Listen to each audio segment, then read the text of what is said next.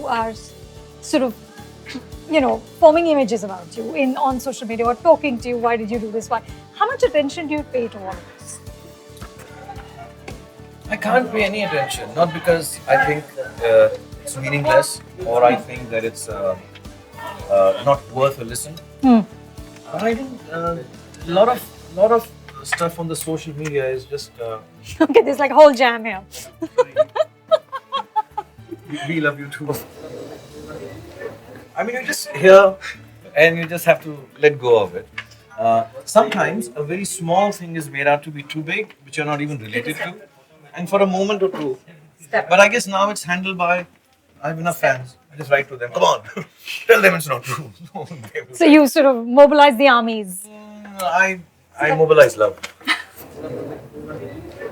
But, Shah Rukh, when you're at a stage where when you make a decision to do a film, it sort of changes the ecosystem of that film, right? So it's so important what you commit to and what you don't commit to. So how much do you actually think through before you say yes or no? Or is it purely gut even now? Purely gut.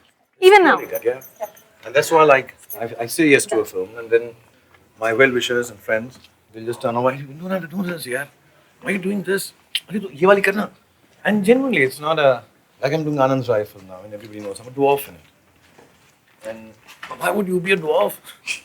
We like to see you like this only. And it's going to be very difficult. It'll be 6-8 months of hard work. And with my knees and VFX, and I've just gotten out of fan, which took the Mickey out of me. It was really difficult to do. I just do it by gut here. I don't have any calculation. There are days when a film doesn't fare as well as it, I think, can. Then I'm like, I'm calculate karke kar raha hu. But I can't do it here. I didn't do it in the beginning.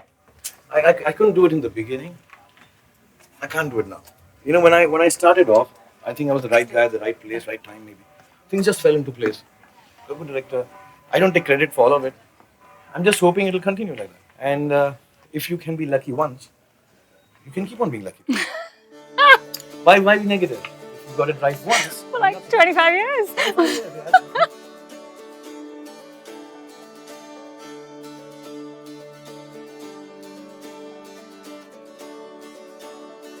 So I saw the graduation speech that you did at the Dhirubhai Ambani International School, and you talked about, I'm going to completely mess the pronunciation, that German word, kya tha wo? Zungwang.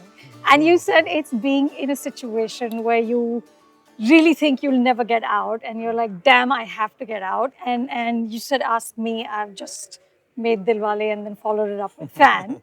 And you said to the kids that, make a move. With a little bit of embarrassment, it'll pass. Yeah.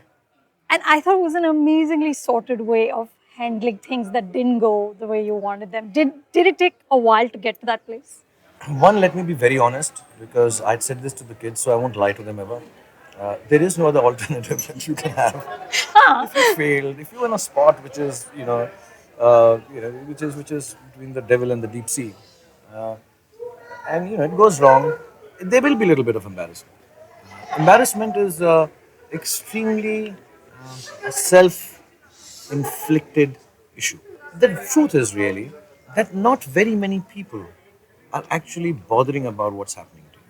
Not very many people. So it is self-inflicted, but still it exists. Just because it's self-inflicted does not mean you don't feel embarrassed. Oh, with a little bit of embarrassment, it's a chess move, Zungwang. And with a little bit of embarrassment, just do the thing, what came to your heart. If it went wrong, just move on. And I really believe that the only cure for failure at work is more work. The only cure for success at work is more work. So there is nothing else that you can do but bloody work. And that's the only cure I find. I know at this age, so many people, friends, they all turn around and say, Shah Rukh, what more do you want? You don't need to be in this hurry. You don't need to be in a hurry. I'm like, how do you know? Not the stardom, life itself. How do you know? How are you so confident I should not hurry? Suppose I'm not in a hurry and this ends. Will you make it happen? Turn it around, idiot. So don't take a chance. In life, in relationships, in love, don't take a chance. Yeah, just do what needs to be done And sometimes if it goes wrong, you got to move on. I would tell all children, every failure, build it up, keep it next to you, move on from it, but don't forget it. Just move on from it, but don't forget it. Let it be something, a reminder of how you felt for those days. Uh, Let it teach you, let it make you remember that, oh, I didn't like that feeling. And if you hate failure hard enough, then you won't fail. I've seen you talk about things I've said 15 years ago. You still remember lines people have written about you. Don't you think somewhere that's just holding on to stuff that you don't need to? I mean, isn't that like negative? No, no, no, no. No? No, I think I'm an extremely positive person. As a matter of fact, I think I'm so positive and polite that people may think of me or take it as a weakness. A lot of people do. I think just because I keep quiet and I overlook things, even in my departments of work, which I should be looking maybe more carefully at. My strength is the fact that I am so frail, and I know it. All of us are. Yes, I don't stand in judgment for sure. Yes, like any human being, I'll get angry with people, get disturbed, or have a thought that this is not right. And yes, when you wrote what you wrote, I held it against you because I thought that was unfair. But fair and unfair after some time, from whose point of view? You're a journalist, you're a writer, you did your job thinking that was the best line you could come up with. I said, but that's not it. I felt closer to her than this. She could have given me that much leeway. Whatever. But I don't hold it against you anymore. And that wasn't a failure. That wasn't a failure that I would hold the scar. When you talk about the scars and when I talk about the scars, are of your own doing. You're running a race and you're not prepared enough for it and you lose it. You got to hold it dear and know that, I need to prepare more. It's as much as that. There's nobody who understands what it takes sometimes to be really down and out and wave 1,000 people with the same smile. And I don't want to act that time. I can do that in a movie, a fake smile I can do. But I don't want to do that to people who love me. And there are days when you're really happy. And there's nobody to seriously share it with because nobody understands how happy it is to get the expression right, which is actually for a brief moment in time on celluloid. There's nobody to, I did that nod, yeah. God, that whole scene just now when we finished the song. The cameraman Mohanan came and the director came and Anushka came and so nice, it was so nice. And quickly they got it over with because I know they also don't have this to share it with anyone else. And if you're an actor and have been doing it for 25 years, sometimes it seems like really stupid and mundane to be saying, Aryan, I got that, yeah, Baba, that's your job. I mean, really, you're getting so excited. But you do well, right? Yeah, good. Like this. So I don't know how to share that moment of happiness. And I don't know how to really sit down and explain this is what I feel about a film, in spite and despite of what people write about it, or think about it, or thought about it, or analyzed about it. This is what I felt when it went wrong as an actor. Because nobody understands that. Maybe a co-actor does. So sometimes I end up. So do you share? I think for so many years, I have kept things to myself that I have stopped sharing. I'm still caring, but I've stopped sharing. That's just a default mode now. Yeah, because I just feel it'll pass, it'll just move on, and I need to keep it within myself. And it's not just the failure, it's sometimes the sad parts, the good parts. Not being able to explain to people where you are seeing the world from, it's not such a fucking special place. It is. It's not really, yeah. It's not. I'm Shah not Rukh, there are women here standing and waiting. There's a whole line of people up there. How What do you many mean women it's can not? you have? Yeah, God, like what a big problem, right? No, and thing is that perhaps they don't even know me. I mean, I really, sometimes I want to sit everyone down and say, listen, if you got to know me, maybe you won't like me at all. You don't know me. A lot of people say to me, I'd like my son to be like you. A lot of actresses have told me, I want to grow up and be like you. And I say, please don't wish for that. Because you don't know me how it is to be me, unless you spend time with me, be with me and realize, really, yeah, I mean, this is okay. I mean, the highest point in his life is catching Pikachu, a Pokemon, when we think he must be having the most exciting night, people, on Twitter, like, whoa, he must be having a gala time in Amsterdam, partying away. I'm sitting in a car in a cold place and trying to catch Pikachu. That's the highest point in my life. I'm not cribbing. It's great to be a movie star and it's great to be in my position. And then you get so used to people loving you for so long. So if somebody doesn't love you, it's like, what? Why you don't love me? How? How is that me? And you realize, On the best thing since sliced bread. and you're like, yeah, everybody's not supposed to love you, fool. That's what you keep claiming. You're a normal guy. Then why are you behaving abnormal? But not in this case. You gotta love me. Everybody loves me. So it's a difficult place to be. I'm completely living in a bubble.